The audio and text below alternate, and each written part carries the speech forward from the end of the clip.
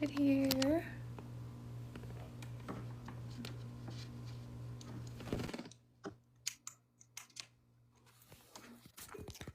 Hello.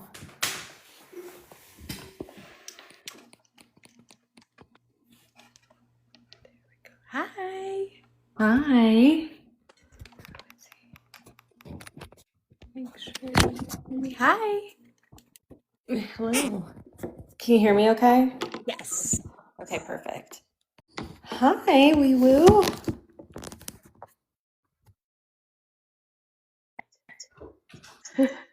Thank you so much for joining us. I really appreciate you coming on and talking with us. Of course. Thanks for having me. Yes, we were fangirling pretty hard at your book. So when you responded, we were all like kicking our feet and giggling. Stop it. That makes me so happy. Because you reached out in April, I think, right? I, yeah, that's when I first found you, and I was like, yeah, I'm obsessed. I'm gonna need to chat with her. Well, thank you. Yeah, no, I was just like, man, I feel like we've had this scheduled for a while. And I was like, oh yeah. She like reached out to me in April. So I'm really excited that we get to do this now. I know, I was excited. I was like, hopefully we could get you on the books. And I know, like all of book club, we were all kind of fangirling and like talking back and forth. So I was like, the time has Oh, come. hi, Michelle. But while everybody funnels in, if you wouldn't mind introducing yourself and telling us a little bit about yourself. Yeah, sure. I am CJ Sweet. I am an independent author. I wrote Come For Me, parts one and two, and Pray For Me is coming out. Haven't released the date yet, but it'll be this year. Um, yeah, I am a mental health professional, and um, I am also faceless. So it has been interesting navigating that. But yeah, I guess that's a little bit about me. Oh, I love that. And you said you're a medical professional, a mental health professional. I saw that disclaimer when going into your books. And I felt like that was kind of fun to dive into because I feel like you have like this other side of writing a character. Like you make them so 3D and real. So I wanted to dive into that. How did you go from being a professional to going into writing books? Yeah, I mean, so I still do my full-time job, so I'm still a mental health professional. Mhm. Um, I I mean, I always wanted to write a book. That was always one of the things I wanted to do.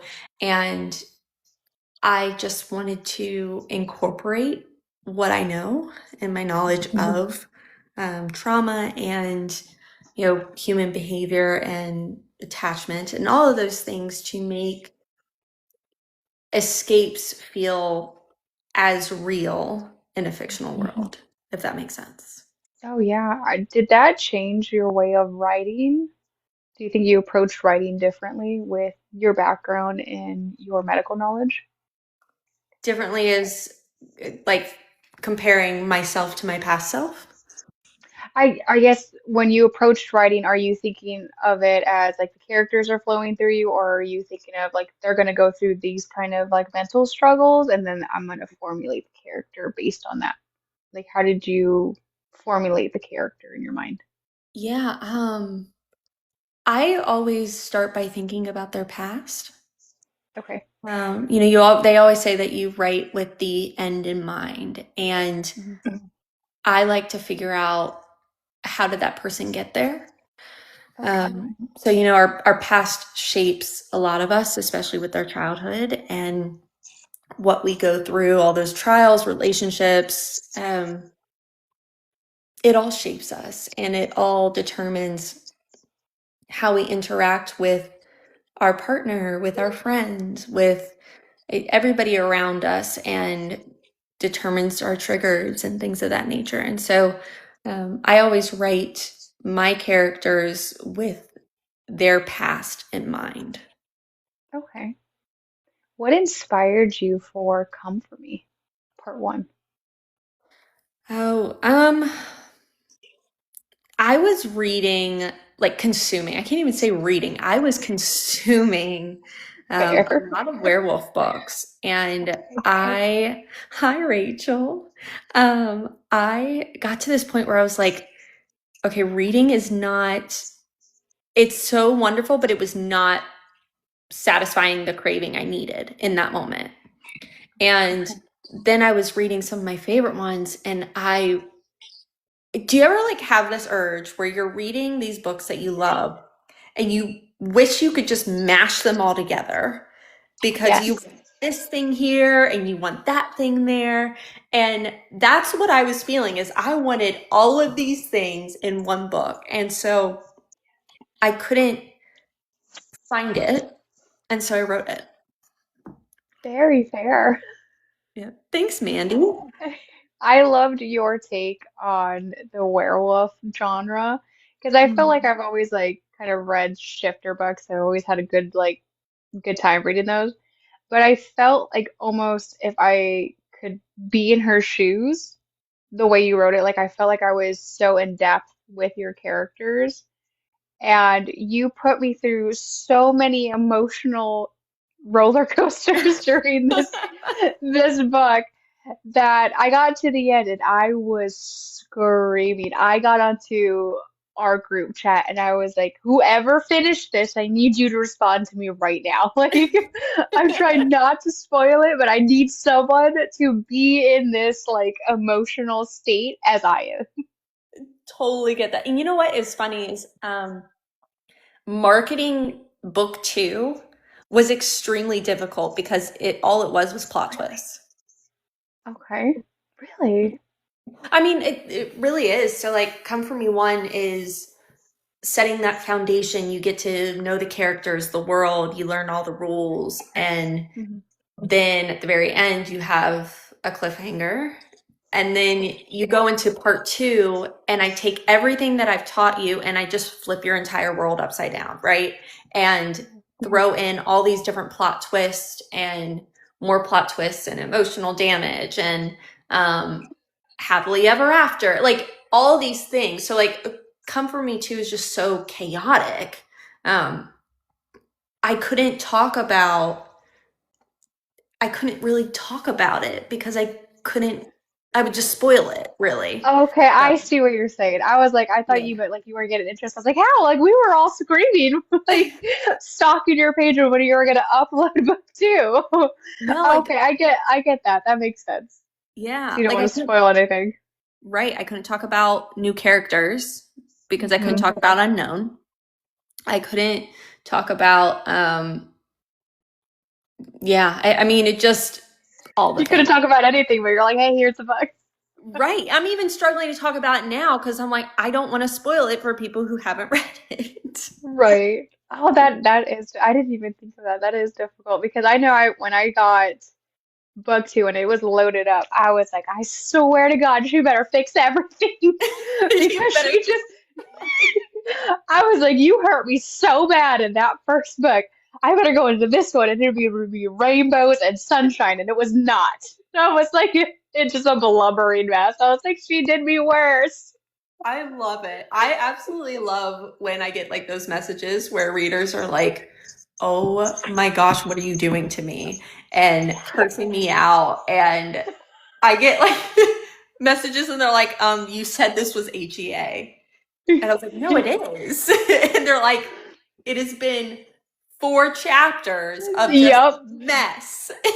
So, yeah. I won't lie. I went into book two and I was expecting it to be fixed within like the first like 3 pages. I was like, it needs to be fixed like off the bat, and it wasn't. And I was like, she gonna make me work for Yeah. this. Well, and that was intentional. So that was one of the things that I was talking about what I was craving from books, right? One of the things I was craving was something that wasn't predictable. And Okay. I loved the stories where you have the unaliving of that character with the hopes that they come back. Hmm. But it was almost for me when I was reading, and they were still beautiful stories, but it felt predictable of when they were Yes. coming back.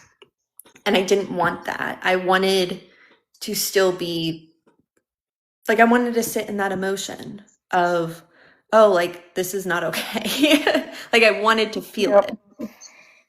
I felt like that hit harder because in my mind, I've read a lot of fantasy books. So I'm like, okay, like maybe it's like we can't count them out, right? I've read fantasy.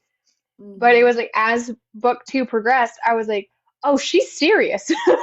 I was like, I thought Hmm. she was joking. Like this is starting to feel a little bit more real. And like we were communicating back and back with the book club, and I'm like, everybody's like, okay, it should be fine, it should be fine. I was like, I don't know, like this is starting to feel like it's like cemented. Like our female main character is getting like going through it.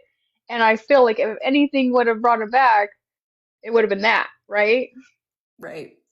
And we were sweating. And I was like, there's no way that she did this to us. I'm over here like a blubbering mess every time she had, or people, my character had a mess at like a moment. And I was like, I am breaking my own heart by continuing to read and listen to this. Right. Well, and kind of like what Rachel's saying right now is that I was such a new author to people because I am a new Yes, author. And so people don't know what to expect from me. And exactly. yeah, because like when you read your favorite authors and you've read a few of their books, you're like, okay, like I know that this is their style. I know that they're going to throw something in here. And you kind of know what to look for. And people didn't know me yet. And so it's kind of just like you have to just go through it and dive right in. Yeah, it's trust. It's hard. Oh, it really was trust because I don't know how many times I went to your pages and I was like, okay, maybe like she's leaving hints somewhere. And I was like, maybe I just haven't found them yet because I had to put down Buck 2 a couple times because of what like the female main character went through, and I was just like the whole time I'm on my edge of my seat, like, okay, he's gonna burst through right here. Like this is where he's Mhm. gonna burst through. Like this is where he's gonna burst through. And I kept doing that to myself, and I finally was like, okay, maybe not. So I was Right. like, let me just go to her page and see if like she's gonna hint at something, so I could like put that in my brain and be like, trust the process, trust the process. And you gave nothing away. No, I really just was like sorrows, prayers, good luck. Like Yeah. and hope you come out on the other side. Um, Oh, yeah. Yeah. I oh, that book. understand. The book threw me for a loop, and I was like, after book one, I was like, I'm addicted. I'm gonna read anything that she pushes out at this point because you took me on a ride, and it wasn't predictable at all. You couldn't predict left from right, and I was just like, okay, well, we're just on a ride. If she does it, she does it at this point. Yes, I'm so excited. I mean, that was truly my goal is I wanted it to be not predictable. And I wanted to put you through it and I wanted you to be forced to kind of sit in that emotion for a little bit. Mhm. Because that's A little bit, for a little bit, a just little bit. however many chapters it was. I mean, because that is one thing that we struggle. I say we, but like, let me speak for myself. But that is one of the things that I struggle with is that instant gratification that things are fine, right? Like Yes. we all look for that and we don't. I'm saying we, but I really mean me. So just bear with me. No, I But get it. Yeah. yeah, like it is hard to sit in our emotions. We want so badly to receive closure. And so I denied everybody of that. You definitely did. Yeah, I understand what you're saying because, like I said, in most books, we kind of at least get a breadcrumb or something slightly is said that we're like, oh, okay, like let's figure out how everything's gonna be fine. But then there Mhm. are you and there's a couple authors that won't have us there, and you will have us like at the end being like, what happened? I don't even know what I just processed. Right. Right. And it's hard too because I even as I was writing it, I was like, all right, I got to get there. I got to get there. And I had to slow myself down. I mean, Okay. it's hard, but it makes for the most savory emotional damage. Like, I don't even know if that even makes any sense, but we're Yeah, saying. no, you definitely had us in a lot of feels longer, I feel like, because I feel like I fly through books pretty fast just to Mhm. kind of get there and like figure out like, okay, like I need to be where they're happy. And Yeah. with yours, I didn't think it was going to happen. So now I was just like, okay, now what is she going to do? That she kind of Mhm. like threw that wrench into the plan. And I mean, our female main character really had a lot of growth. I feel like in between one and two, she went from this kind of, I don't want to say naive, but she went from like a young mind to like this, I'm just going to handle it and do what I need to do. Yeah. And you saw that growth. Yeah. Well, and that's one of the things is that when I take what I know about human behavior and trauma and Mhm. how that impacts people, there's no way that you can grow up without both of your parents, Mhm. go through everything that she went through, and not have an attachment style that at some point, because you can always change your attachment style. There's resilience. Resilience exists, but there's going to be struggle. And so Elena was not ever meant to be perfect. She was meant to have flaws, and she was meant to unlearn how she navigates trust in relationships. Um, that was always something she had to unlearn. But it takes, even in real life, not even just in books, when you are a person with anxious attachment style, which is what Elena has, um, it takes a person with a secure attachment style to really heal. It's not the only way, but it is the most effective way to heal your attachment style and become secure. And with Dax was the person who pretty much, like, the way I like to think about it is if you take a puppy and you put that puppy in a playpen and you let them run around, let them make mistakes in there, but you don't let them outside the playpen because you don't want them to be unsafe. You don't want someone to get hurt. You don't want you to get hurt, them to get hurt. Just it's Mhm. those boundaries are there for safety reasons. And you see at one point where in book one, where Dax kind of puts her back in that playpen because she's Yeah. crossed boundaries by saying her ex-lover's name. And so, Right. but like that's what he did is let her be imperfect, let her make mistakes, and let her be who she is, Mhm. but within these boundaries of what he's willing to accept until she's able to not have those boundaries in place and just kind of exist in a sense of self-security and just feeling safe. She needed to know that he wasn't going to just leave her if she was imperfect. Right. And I felt like you delivered that extremely well because I felt in book one, you kind of get that she's not really aware of exactly how ugly the world could be yet because she Mm-hmm. hasn't experienced it yet. Like she has went through some stuff, but she hasn't like really seen how ugly things can be yet. And she's kind of like at that point where she's like, I just need to do this to get it over with so I can go back to comfortable in what I know. And then here comes like the wrench in the plan that just throws everything off. And I feel Mm-hmm. like she's kind of fighting with what's comfortable and what she kind of wants to try. And it's like that inner battle that she has within herself. And then in book two, it's survival. It's Mm-hmm. okay, like I don't have comfort here. I don't have safety here. I don't have the person that made me feel safe here. I need to be that for myself. And she kind of like flips that switch. Yeah. So we got that whole growth process between one and two. Mm-hmm. And that takes time, right? Like it does, Right. it took a whole book and half a Mhm. book for her to learn that because that is reality. Yes. And I mean, I saw Michelle in there say, like, I feel like we all have a little of Elena in us. And Mm. there are quite a few people who have that experience.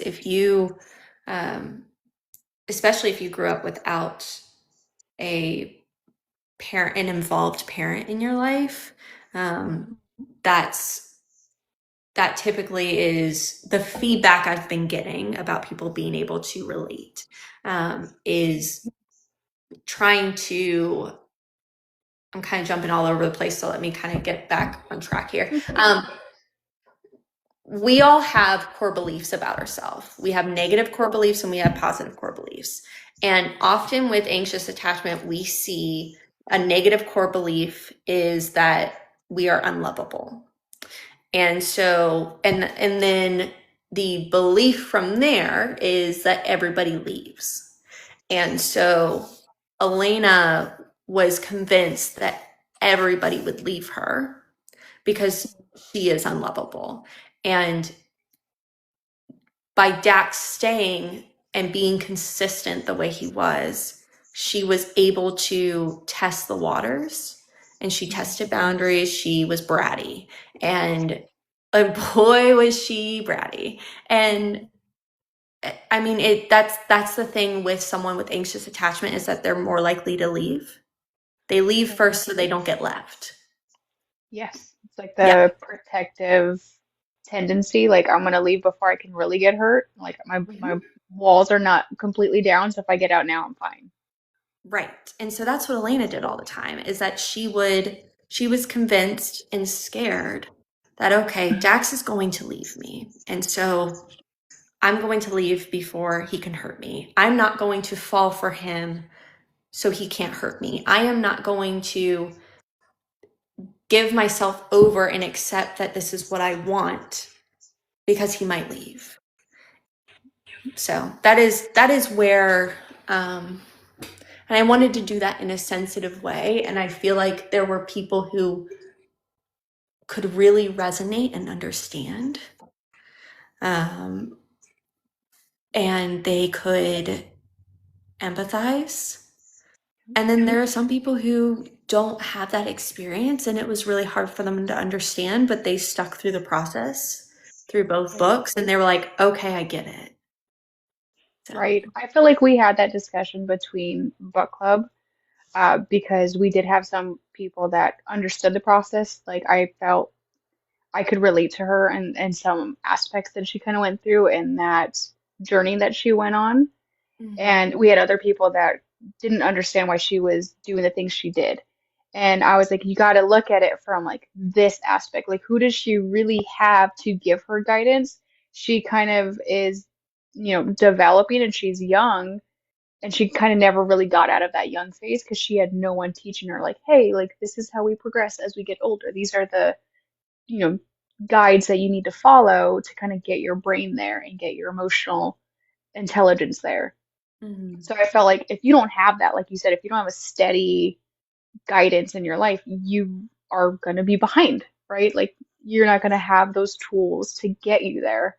So I thought you delivered that so well because it was so relatable to see someone come from that background and then have that real world experience that's changing her and testing those boundaries with a partner, which I feel is very realistic, especially Mhm. when you have someone that comes from, a broken household or be having abandonment issues. You always test the waters. Well, will they still stay with me if I do X, Y, Z?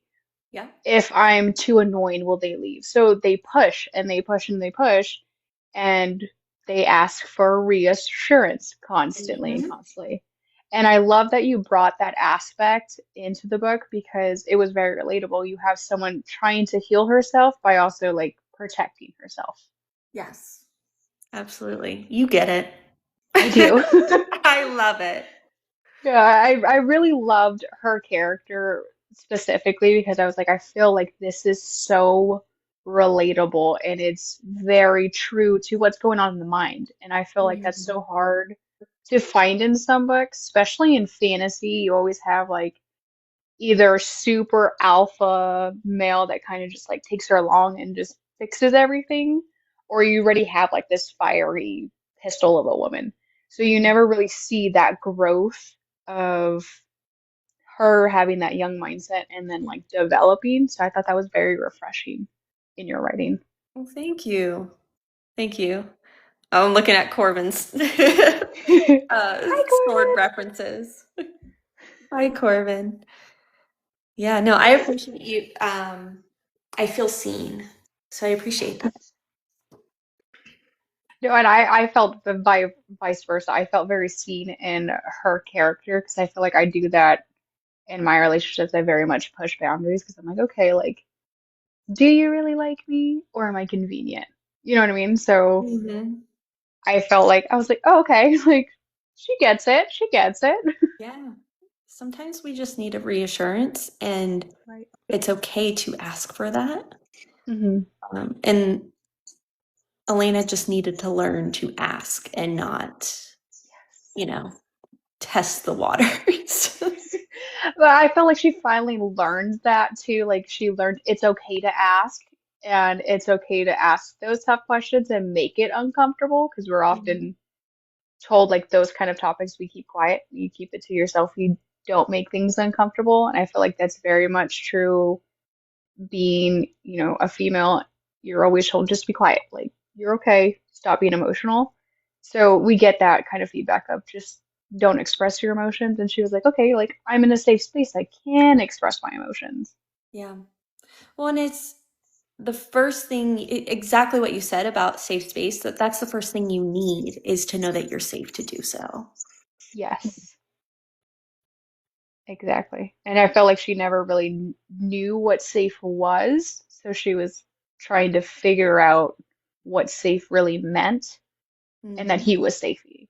I feel like he learned a lot too because he had to realize like he needs to make certain moves to make her feel okay. And it was okay for like a big bad alpha male to feel vulnerable and Hmm. have those emotions too, because those are also like taboo topics as well for like a male to Hmm. feel vulnerable and feel those deep emotions. And he was like, okay, well, I need to learn that this is okay for me to feel this type of way about her. Yep. Yep. Yep. There's definitely societal expectations on how we are supposed to act.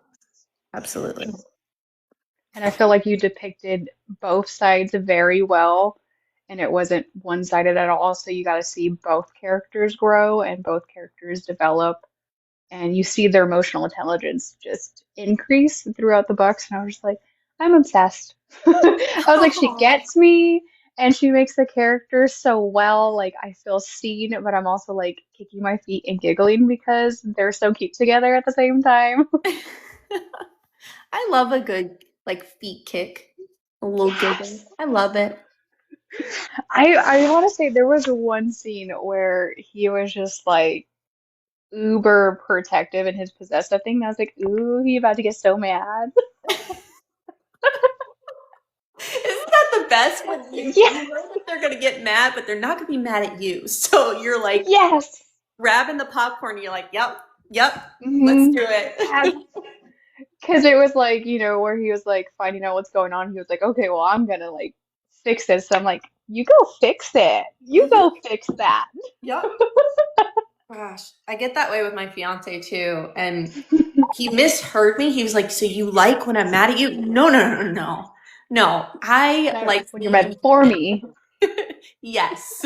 Big difference. He's like, "Oh, Yep. why?" And I was like, "You don't, it's okay. You don't get it. And that's okay. You don't have to." And I love that he was like a werewolf, but he was still like, that growly. And I was like, ooh. Oh, yes. The growl. Okay, I almost made a post today where with the lizard sound. It's like super off topic, but I almost made that with the when you write a werewolf book and the amount of times you say he's growled. Lizard, lizard, lizard. Oh, Yes. But it makes it so much better because I'm just like, ooh, because like that deep, especially when it's an audiobook, I was like, ooh, he getting real mad. yeah. Of course, Corbin, I like the roar. I do, I Yes. do. You have to for a werewolf book. Because what are they going to do? Meow? Nope. Nope. And what inspired you? I know you said you read a lot of werewolf books. What inspired you to write such a dynamic fantasy world? It was very fun to read, and you had so many different parts. Which parts are you thinking of? Like, because Yeah. you not only did like the werewolf shifters, but you had other aspects of, like magic and whatnot. So I was wondering, how did you kind of build that world all together? I so want to give you a profound answer, but all I have is chaos to give you. I'm just being completely authentic and transparent. I All of my ideas come when I'm driving. And I've Really? realized, yes, every single one of them, every single plot twist, every single element you can think of, like it comes to me while I'm driving. And I think it's because we dissociate sometimes when we drive, because when you go the same route every day for work or whatnot, you don't have to think about it as much. And so anyway, I don't really have a profound answer to tell you other than I really just wrote what I wanted to see, and I wanted it to be unpredictable. I just wanted it to be something I read. And so I played around with it and fit it together like a puzzle piece. And that's really the only answer I have for you. And I'm sorry it's not more interesting than that. No, I was just really curious because I'm also often you get like that world building in fantasy, and it feels like just a bunch of words thrown at you. You know what I mean? Yeah. And when I read yours, I felt like I was watching like a movie and you described everything, but it was so easy to follow along with. So I'm like, how did she be like, okay, I'm gonna make this magical, make that come over here and make this a werewolf, but also have this aspect to kind of throw that plot twist. I was like, how did she come up with that all in her brain and then deliver it so well to where I'm like, I could picture everything. No, I appreciate it. I'm glad that one of the things I'm really glad is that people found the world building to be complex but easy to follow, which is what I really appreciated because I was one of those people that I had to take out a pen and notepad when I would read very complex world building. It's Yes. so well done, but I would like have to write it all out because I was like, I can't keep up. So I was glad that it was easy to understand, easy to follow, but also had layers. So. Yes, 'cause usually when I read like a really big fantasy, especially if it's a series, I'm taking notes because I'm like something that they mentioned in the prologue in book one is gonna come in book seven. I just already know it. And with your book, I never felt like I needed notes because I felt like I knew what I needed to know at that point. And then when you threw in the plot twist, like everything clicked, and I was like, oh, that's why she did X, Y, Z. But it only clicks when I want it to click, right? Yes, Like instead of that's like the thing. flipping through and be like, hold on, why did that happen? Let Hmm. me go. Yep. Yep. I leave Easter eggs, and I left Easter eggs in book two as well. But they're always going to be subtle, always, And or it have was an like, inside bite. yeah, I felt like you made them so subtle. Like I knew it in the back of my brain, but it wasn't like something that was so blatant that I was like, okay, I need to remember this. Hmm. And then when we hit the plot twist, I was like, oh, she did mention it. I can't wait for the plot twist in the other books. It's going to be Oh. amazing. Can you tell us anything about your upcoming project? Um, I can tell you that got to think about what I can tell you. I was gonna say Because just blink. well, because we're at that point where I expect September to be really loud, um, and because right now I'm kind of resting until September, so I can be as hype and as excited and just ready to go. But pray for me. You have to think of it as book one, where book one was setting the foundation, setting the pace, and introducing you to the characters and going into depth with them. Okay. And that it's a setup for the next book. Ooh, I'm so excited. So there are 6 books for this series. Okay. And Pray for Me, as you know, is the third. And so the third is a layer of it's laying down the foundation for book four. And book four is going to be a lot like book two was, where it is, here's your plot twist, here's your damage, here's all the things. So we're kind of going to go on a little roller coaster, basically, between these books, where you're going up and down, up and down. Yay. So I'm And just gonna add on my Costco list just of like the crate of tissues I'm gonna need delivered before she drops these books, please. yes, yes, every single one of my books should come with tissues at this point.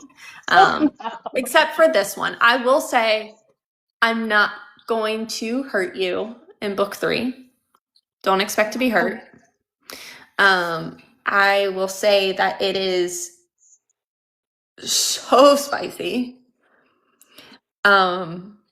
I can't tell tropes yet because the trope will give away who the characters are. So that's why I haven't set that out yet. But it is as I've said before, it is a different MMC. And trying to think more. Oh, you'll get to learn more about the witches. You will get introduced to mermaids and sirens. Woo! You'll get to meet new characters and of different species. Let's see what else I can tell you all. One of the big themes with this book is, and I'm processing to try and make sure that I am relaying this in a way that had zero spoilers. So that's why I'm talking slow. You're I fine. want to be careful with my words, but the theme is that you aren't going to be the villain in everybody's story. That's a big theme. I will be playing with that theme in a lot of my marketing, and that'll make sense later on. I am also playing to the theme of pain is pleasurable. It can be. Oh. The themes are, as far as mental health goes, is, I don't know if I can even say this on here, but self HARM Okay. is prevalent. Depression is prevalent in it as well, and PTSD. I bring out the collars. Yes. There will be a collaring. There will be. Yay. And a leash this time. So when does it come out? Do you need ARC readers? I have not released when it's coming out, but it will come out at the same time as the audiobook, which I'm also not releasing the date yet. Because it's just, I'm not going to be wrecking your all's feelings with this book. So I have to wreck it in other ways. And so that's one of my ways right now. Collars and leashes, oh my. Collars and leashes, oh my. I love it. I love it. And I know that you have like a deeper knowledge of mental health. How was it writing some of those triggering scenes? How was it writing for you? Because I feel like you got like a different insight than other people when it comes to writing those darker scenes. Yeah. I think that's where I kind of wear multiple hats. I wear my Okay. CJ as the person, I wear my CJ as the author, and I wear the CJ as the mental health professional hat. And in those moments where I write really tough things, I treat it as I am CJ, the mental health professional. And I write things like the summary, the chapter summary was Yes, that's what I was. probably, yeah, the chapter summary was probably harder to write. And that's because I was wearing the CJ, the mental health professional hat, Mhm. which meant I had to look at it objectively. Right. But sometimes it's really hard to look at something so deep and important and deserves sensitivity in an objective way. So the summary was the hardest to write. And the honestly, the actual chapter with the traumatic event Mhm.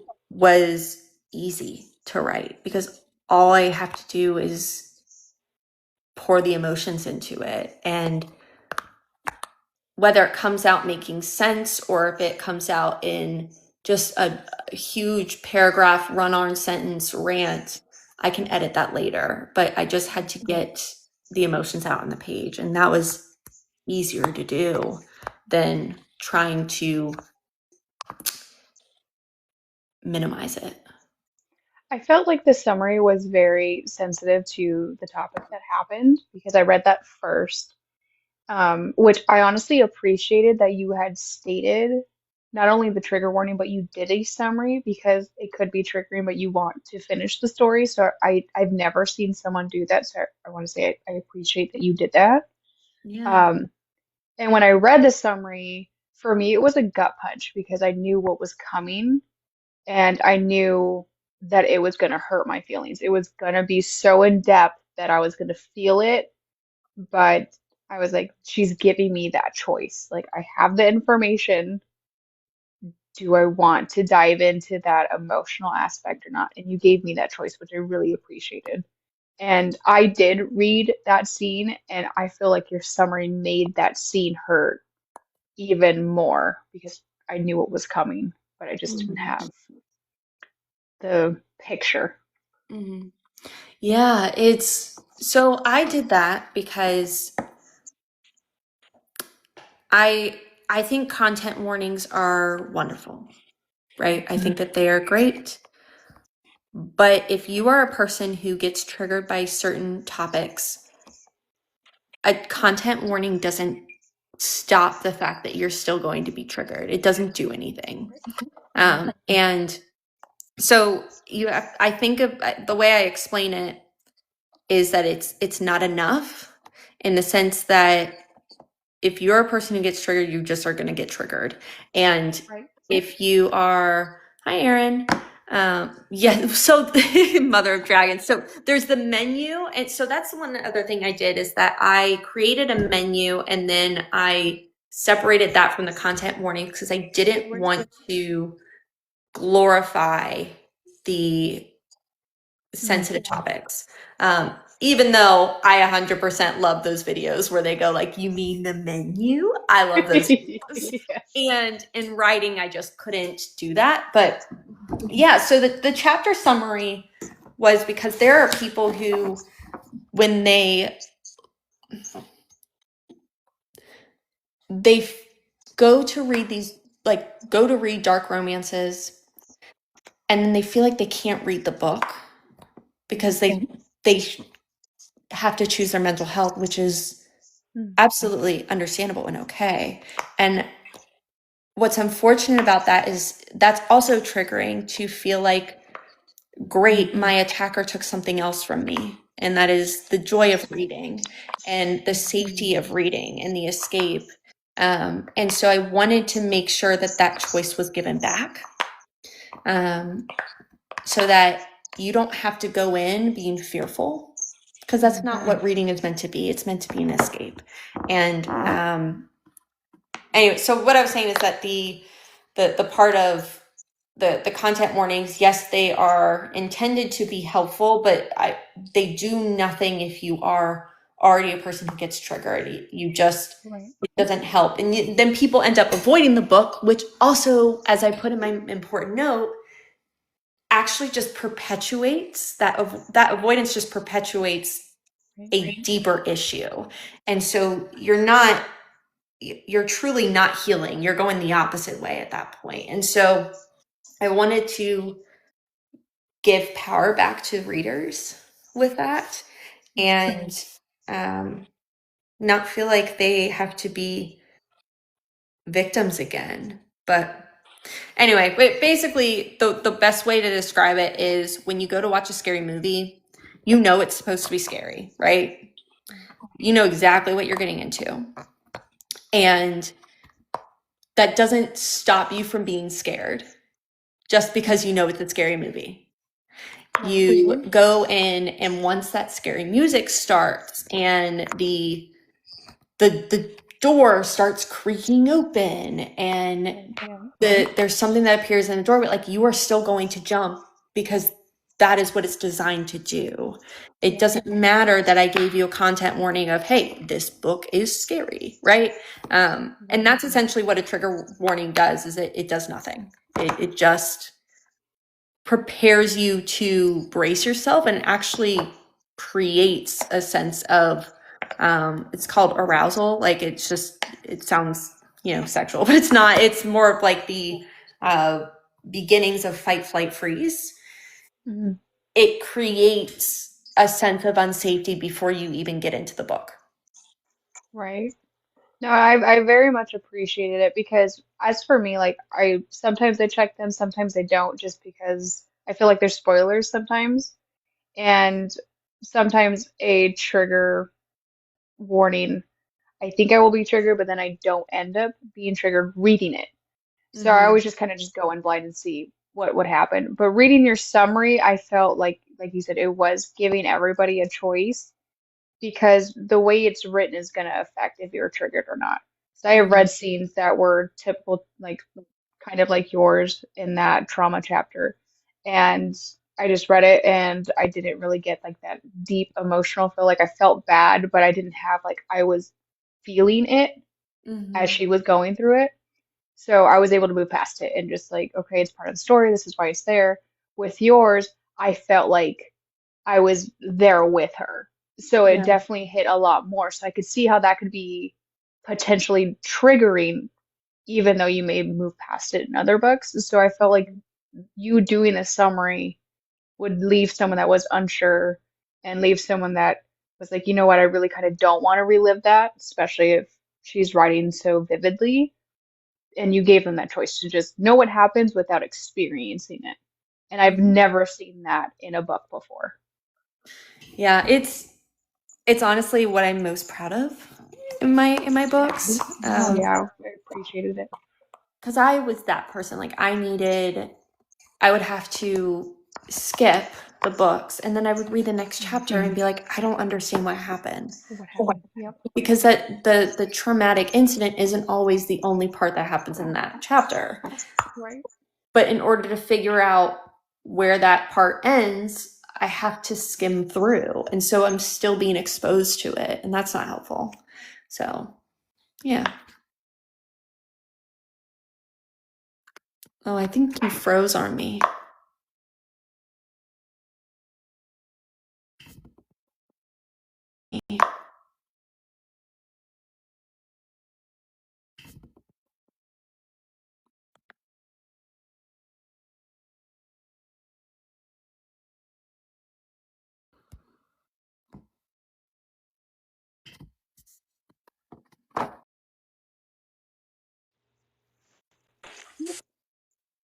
Looks like our TikTok just crashed for a minute. I think Oh, we're up. Yeah, it crashed for a second. Okay, we're back. yep. Did it happen for Sorry you about that. too, or was it just my end? No, it froze on my end and then like the whole app completely shut down, so I wasn't sure. Oh, fantastic. Great. Okay, at least we were able to come back.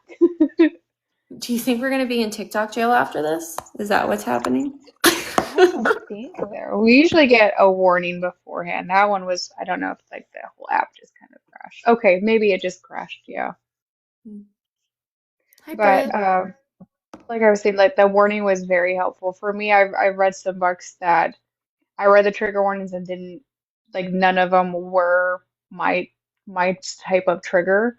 And then Mhm. I would read something and I would get triggered and be like, "Oh, I didn't see that coming." Yep. And now I have to put it down. And now I have to like I don't know if I'm gonna continue reading the book. And you're kind of just left in that fence, like, do I finish it because I'm already so far deep, or Mhm. do I just kind of just have to move on? Yep. So I really liked your uniqueness in that, and you gave everybody a choice. So I wanted to make sure I thanked you for that because I was like, you don't know how many people were so grateful to have it. Thank you. No, I'm truly glad that other people found it useful because it was validating for me of that um, it wasn't just me who needed it. So, Oh yeah. It was an amazing experience reading your books. And like I said, we were kicking our feet and giggling, and there were so many FaceTime calls where we were all screaming. oh, I love that. And we were just like going back and forth. We're like, but she said in this part and this part, so it should be okay. The amount of messages I got in there were like, you better fix my entire life right now. I know when I told them I was reaching out to you, I was like, I need her in here so I could submit my full therapy bill for what she did to me between these 2 months. Oh, yeah, Britt who's on here, we had a whole very public war going on. Like she posted this video, and I feel like I tell this people's story all the time because it's so funny. And Andy Eloise was watching this fight happening and like messaging me about how funny it all was. Because Britt would post videos of her like sobbing and saying like we're fighting now, and then so I look like the a-hole, right? And I am just like, no, she got like 4 different warnings, like she's fine, she did this to herself. So it was like kind of like a younger sibling who just kept poking you and hitting you all day. And because she kept saying, she's like, I'm gonna fight you, we're gonna fight. And I'm like, you came for me and now you're crying because you got hit. That's what it felt like. You No, that's how, because I was so sucked into your book. I always start your book in the morning because I have to like get my housework done. So I'm like, all right, now I got motivation. Yeah. When I finished your book, I was sitting like next to my husband. And I like to read along while I'm listening. And I slammed my Kindle shut at book one. I was like, I swear to God. And he was like, what happened? I was like, I can't talk right now. I can't, I Mhm. am pissed. And I was like, I need to just sit here and go get book two because she needs to fix everything. And he was like, is it not a good book? I was like, it's an excellent book, which is why I'm so pissed. I love it. I absolutely love it. I can't wait for I mean, because it won't be this book. I don't feel like it will be this book where people will be like, oh, like you're ruining my life. But and I'm kind of gonna miss that. I'm not gonna lie. I love everybody coming for me. Oh, I'm gonna No, miss that.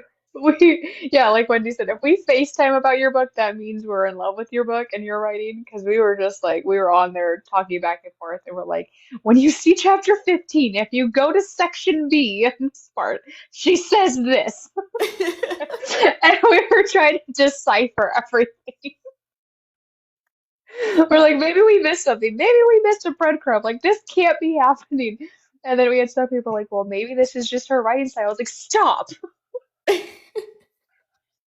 Britt, that would be great. Thank you. Yes, there you go. And how was it listening to your words in audio? Oh my gosh. So I did the in the booths with Joe and Andy. So I got to listen to it come alive. And I started crying, which I'm a happy crier. Like Mhm. I so I mean it does not take much for me to happy cry. And so I was like emotional and he was pulling me up on stage and I was like, oh God, like please don't. And yeah, I'm sobbing because I was just like, wow, this is my first book and here I am where it is. I've got two amazing, I mean, extremely talented narrators bringing my words to life and people were loving it. And that was just insane. It's just truthfully surreal. I'm always wondering how authors feel because you know you have this world in your head that you put your blood, sweat, and tears into write, and then to see it perform, I feel like it's like you said surreal, but it's like a whole nother experience. Yeah. And I feel like their chemistry in the audiobook was just off the charts, so it made it hurt so much worse.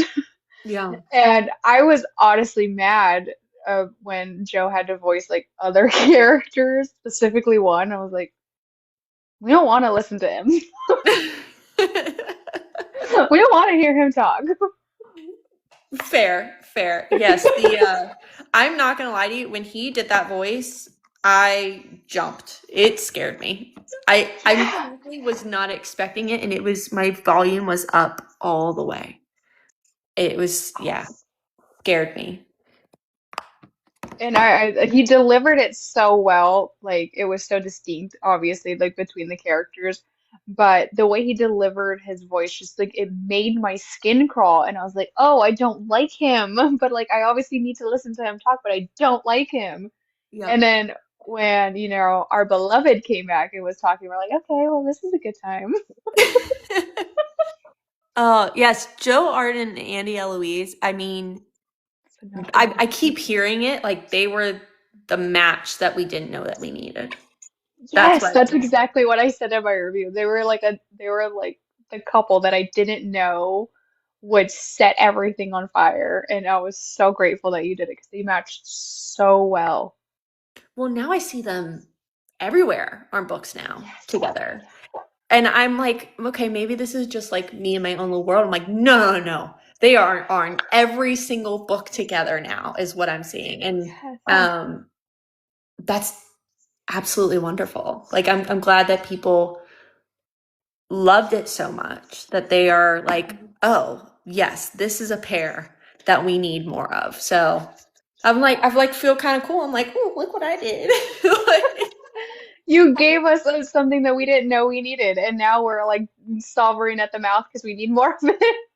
yes, and I'm one of those people. It's hard for me to celebrate myself and take credit for things. Mhm. That to the point where my pack and my rogues have this like saying where they're like spray bottle, which is just their way of conditioning me, kind of like you do with a cat. Every time I don't take credit for something, but this was one of those things where I'm like, oh yeah, like this was the first pairing of them, and they're everywhere now, and it just I'm like, I did that. Yep. Put your crown on, you did it. Yep. Well, and I didn't know who Joe or Andy were before any of it because I'm so new to TikTok. Like I am like the new kid in town. I'm still learning everything. Um, And we're all obsessed with you. I appreciate everybody's been so nice, and then it's also been a little scary because like there are also some dark places on Book Talk that I'm learning. Um, it really is like being a new kid, but I Precious had asked me on a live interview one time, she was like, you didn't even know who Joe or Andy were. Like, what do you think now? I was like, I mean, I didn't, I may not have known the name, but I recognize the talent. Yes. Oh, I love that. Yeah. They just were truly two talented individuals. And I was just like, they've got to be. There's no one else. I love that. Is there a genre that you want to dive into besides the fantasy aspect? I am actually currently writing some other genres right now. Yeah. Ooh, I need to go on one of your drives. They sound inspirational. I feel like I could fix my life with one of your drives. Honestly, I need someone to just I think about it all the time, like, man, it'd be really nice to just pay, like, hire someone to just sit here with my laptop and just write everything I'm thinking. I I do think about that a lot because I have to use like my voice records and I don't want to go back and listen to my voice. No, thank you. No, if you need a book club to cipher through your notes and highlight, we love this. We love this. Oh, This is a yes. yes. But yeah, no, I'm writing other genres that I am. Mm-mm-mm, mm-mm-mm. I'm like doing a little shimmy right now because I'm just like, it's yummy. It's so I'm yummy. always curious because I feel like if you're a fantasy author or if you have a specific genre, it's very hard to kind of go into different genres, but you're, like you said, you're very new, so I don't know if you were gonna like surprise us like, hey, like I know you read fantasy, but here's a cowboy romance, and we're just gonna be like, ah! Well, it's so I've already teased one of them a little bit. It's Ravenous. And Okay. Corbin actually came on and popped into one of my lives randomly and was like, "Do you have anything that I can like record?" And I was like, "Heck yeah." And so it's a why choose stalker romance. Um, and it's a true why choose, so choosing both in the end. Um, and I've been writing that one. That one will probably come out before book 4 of the Hunt series comes out, to be honest with you, because I want to take my time with book 4. Mhm. Um, and then I've got another dark romance book that it's so early, I'm not ready to talk about it yet. But yeah, no, the Stalker Why Choose is very, very yummy. That is the one where on Instagram, I had asked people what they think the object of pleasure should be, and people voted and gave their input and then voted. And people would actually send me pictures of kitchen objects around their house to like, because there were so Oh, many kitchen objects I didn't realize I didn't know the name of. yep. Um, and yes, Britt, that's exactly what I want to do. How Um, do I get maximum pain? no, seriously. But yeah, so they were like sending me kitchen objects, and I was like, wait, what is that? And I was like, oh, that's what that is?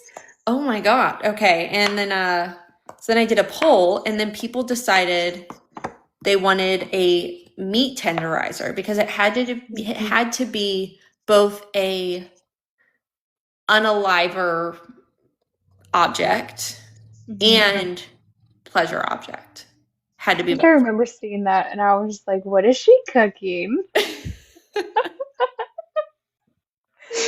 Because, like I said, we are always stalking because we're like, when's the next book? When's the next book? Especially if we have those authors that we're obsessed with. Yeah. And I believe I saw that because I think we got onto a chat, and I was like, what is she planning? Oh yeah. Oh Is my this God. hinting at something?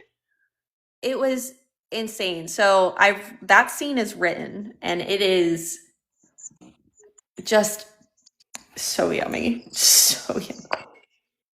I'm so excited, and I look forward to reading your work. Like I said, you just have such a unique way of writing to where we feel like we're right next to the characters when they're going through stuff. So I do appreciate that you are expanding your genres and you're giving us little teasers because we're just building up excitement. So if you see more profile views, it's us.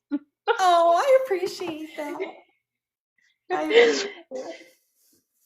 And if you don't mind, is it okay if I invite the rest of book club in? I know that they had some questions for you. Absolutely. Bring them in. Because you caused so many FaceTime calls between. Oh, I'm so excited. I want to join next time. Yeah, there was so many. Because we all read at different paces, and I was fortunate enough to get the ALCs. So Yeah. I was over here like, you guys won't believe what's happening. Hi, everyone. Hi. We have our amazing author guest. I may have to jump off before we discuss the book because the fire just started. I'm glad you're here. I am too. I don't want to go through this again. I just don't. I can't. The tears. Yeah, they're almost here. They're seriously almost here. But if I think about what really made me cry, no, I'm not going to do it. I'm not going to do it. Don't do that to Oh. yourself. Well, so there's a really cool trick, just quick side note, that I was surprised it's not like public knowledge, and it needs to be. But there's a therapy technique that when you are drinking water, the tears stop. And I didn't realize that. So like it's been really helpful for therapists when they are hearing a story that is just so incredibly powerful and sad. So then if they take a sip of water, they're probably trying not to cry. Huh. Because it stops it right away. You can't cry and drink water. Didn't know that until recently. I had no idea. Mm-hmm. Now we know that for book 4. Pro tip. We're It going just through kinda book 4. sorta I'm just going to funny. be chugging a gallon of water while No, like, okay, here we go. I'm just. What did he say? Drinking water. So when you have to leave our FaceTimes to go to the bathroom every 5 minutes, I'll know why. Exactly. That's fine. We'll just be propped up in the corner. Love it. So what are I your love it. I know we have some questions. Miss Wendy, Miss Jen, did you guys have questions? I do not because I got distracted by a different hyperfixation and went back to work, so I didn't get to this yet, but you guys have me now squirming. It's in my KU and it's on my Audible, but I got a little sidetracked, and I went back to work this week, so my vacation is Oh over. boy. No, no. So I don't have I any feel like, questions, but I'm scared. I'm scared. I'm gonna have to go get a You case of should water be. to keep next yeah, to I my feel like desk now. Wendy and I were very much Ugh. in a back and forth with Wendy, what did you when give we it? were listening. I actually gave it a 4.5. Oh, And yeah, okay. I'm really scared I now. did. Yeah. she doesn't rate anything high. No, a solid 3 is a good from a Wendy. Yeah. Well, I I'm appreciate it. not Nothing to that bad, shake a am I? stick at. You I have, recently you gave have. I gave a fantasy last night a 5 because the Shut banter up. was just killing me. It was just I was dying. I Really? kept dropping my Kindle because it was just so funny. I did like that in her book too because I felt like he often got like annoyed with her at some of the things he did. He's like, why is she doing this again? And, and I'm over here like, ooh, Big Daddy Wolf getting mad. Oh, that's funny. See, Khaleesi, me and Mother Dragon Ooh, were always on the nice. same And I page. know that you are faceless, but would you still mind if we took a screenshot of you in our live event for our little scrapbook together? Big Daddy Wolf. Absolutely. Just make sure to get my good side. Okay. You don't have a bad A side. little to the left, maybe. Okay. All right. I'll adjust. Perfect. Right there. All right, are we ready? Let me know when you're ready for me to take it. Look at All right. Marissa's outside. I know she has natural lighting. That's not fair. All right, 1, 2. I know. 1, 2, 3. Oh, Here we go. Oh, I blinked. Was that CJ? Yep. Did she say she blinked? Okay, CJ, I actually do. I have a question for you. You said you are a mental health worker by trade? Yes. Yes. Okay. Because all through school, that's what I thought I was going to do. Okay. And it's like, now I'm too old, but it's like, it's always fascinated me. Um, with the menu and maybe, The yeah, menu, I'm, I'm like, no, the I can't. shopping list. Yeah, the shopping list. Mhm. You touched on it just a little bit about how you get out of that aspect of your head to go into like what the reader's going to want. Mhm. Aren't they the same? Ooh. Explain more. Because you said you would have to get out of your head from the mental professional portion to think about what the reader is going to want and how you want the book to go. And to me, they're kind of the same because they kind of run congruent. Ooh. Am I making sense? So there can be our different hats can cross paths, but it's kind of like being a mother, for instance, is a good thing when it comes to role theory. Like when we think about role theory, we have multiple roles. We might be a daughter or a mother or a wife or whatever our day job is. Like we have so many roles, and each role gets a different version of you in some aspect. Maybe not 100%, but you are, like when I talk to a 5-year-old kid, there is a different tone that comes out of me. There is a different way of thinking and just in general, just interacting that has to come out, right? So that I have kid-friendly language. But when I'm talking to a friend, I might be dropping F-bombs and, wearing my ripped jeans. But when I am talking with clients who have gone through traumatic things, I am professional and sensitive and patient, right? Whereas if my fiance leaves a dish in the sink one more time, I might not be so patient, right? Like it just like you wear different hats, and when I want to be objective about something difficult, I want to do that in a way where I take out all the emotion because the reader is already so that's why they're The reader going will what? to. I want to make sure when I am approaching a chapter summary, particularly, I want to approach it with the hat of a mental health professional because I'm going to treat it like my case notes. I'm going to take out all the emotion and just speak on the facts and say what happened because I don't want to heighten someone who is already sensitive to being triggered. I think you just like, I think I should pay you for that answer.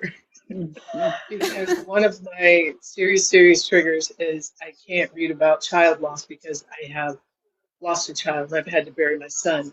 And I'm wondering if maybe if I take that hat off when I'm reading stuff, because Christina will tell me when you don't read this. Mhm. She will tell me in a heartbeat not to read it. Yeah. I'm getting choked up. Yeah. Take your um, time. no, but that is it. That is an answer that I needed to hear, apparently, and I think that's the answer that I was looking for. Well, I'm glad I could give that to you. And I'm sorry about your child. And that is extremely difficult. And I'm glad that you know your triggers because that's the most important thing to be able to keep yourself safe. But Oh, absolutely. yeah, I mean,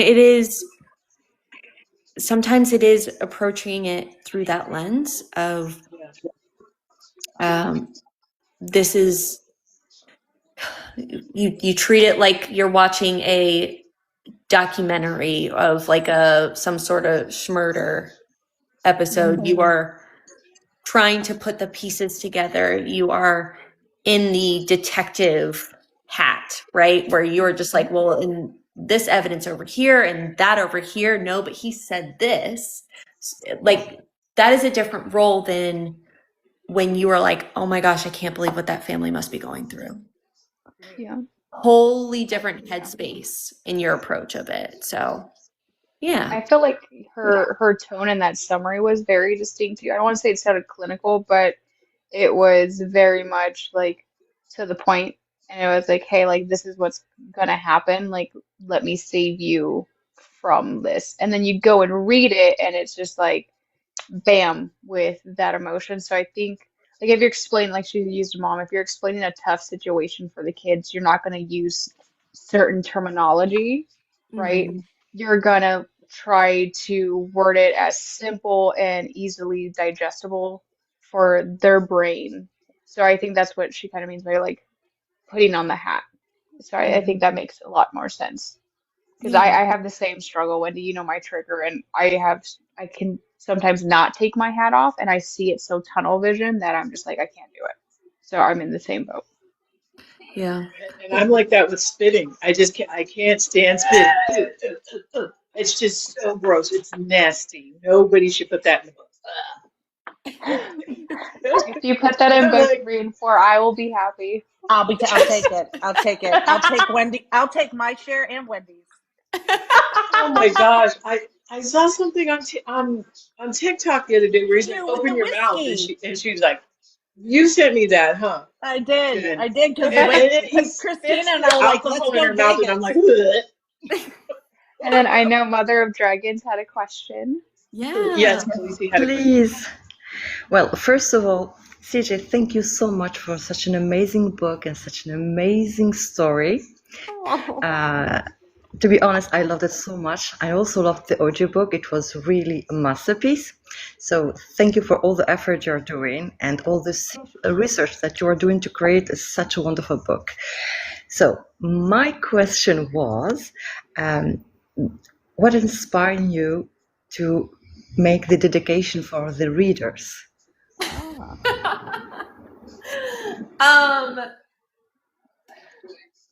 Book 2 inspired that dedication. Okay. 100%. I knew absolutely that I was going to be messing with everybody's feelings. And Oh, you did. yes.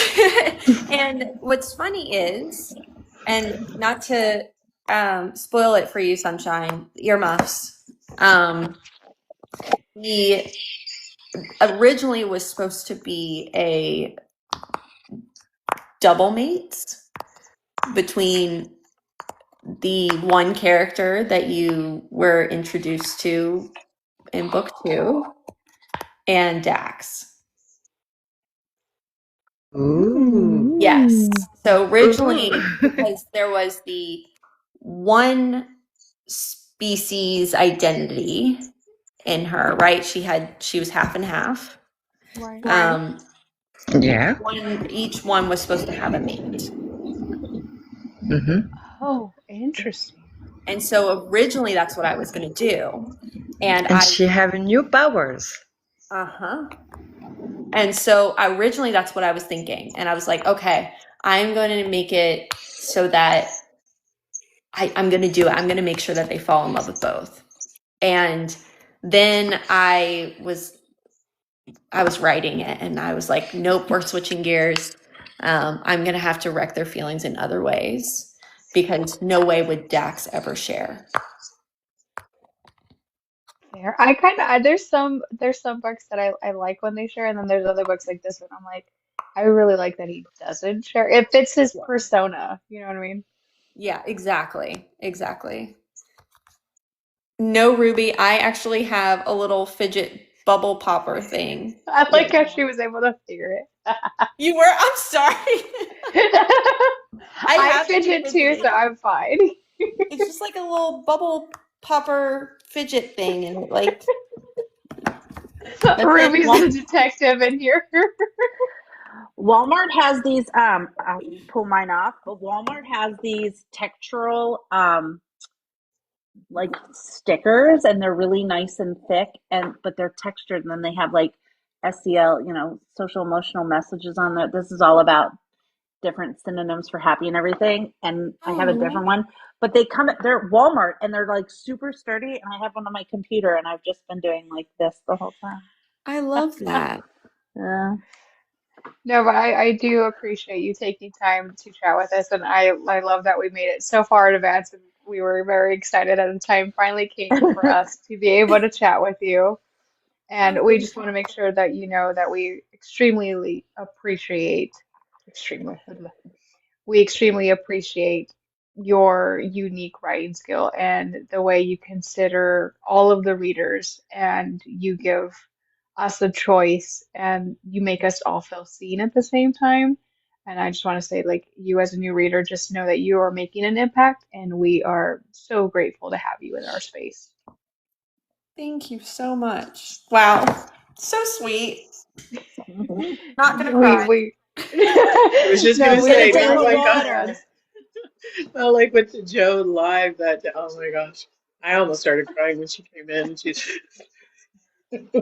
I'm just like it was very impactful, so I want to make sure that we make sure that you know while we have you or how impactful it was for us, and we're just a few readers, so that you know that you are doing an amazing job, and we want to make sure when you have those hard days that you know that you have a group of people that truly do appreciate your voice, and we love to Absolutely. have you here, and we are so excited for your next works. We will be actively stalking you until we get them, so Absolutely. just know.